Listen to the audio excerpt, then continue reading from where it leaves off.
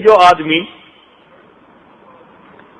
نیکی، دیانت، سچائی کے ساتھ اپنا کاروبار کرے، ان چیزوں کی وجہ سے برکت لازمی ہوتی ہے۔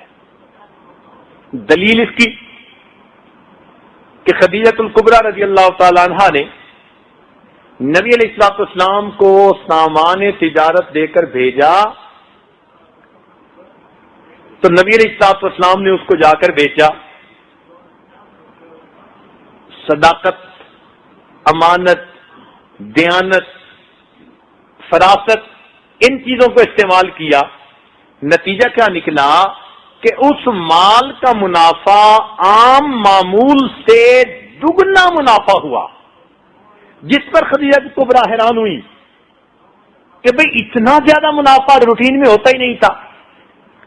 علماء نے لکھا ہے کہ جب نبی علیہ السلام نے پرائے مال پر اپنی صفات کو استعمال کیا، مال پرایا تھا، امانت اپنی تھی، دیانت اپنی تھی، صداقت اپنی تھی، فراست اپنی تھی، جب ان صفات کو پرائے مال پہ استعمال کیا، اللہ نے اس میں دگنا نفع دے دیا۔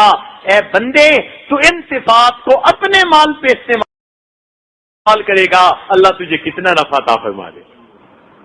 اس لیے 10 میں سے 9 حصے رزق اللہ نے تجارت میں رکھا ہے، اور 1 حصہ رزق باقی نوکریوں میں۔ اور یہ تجارت، یہ انبیاء کا کام۔ اس لیے دیانتدار تاجر قیامت کے دن انبیاء اور صدیقین کے ساتھ کھڑا کیا جائے گا، حالانکہ تجارت کرتا ہوگا۔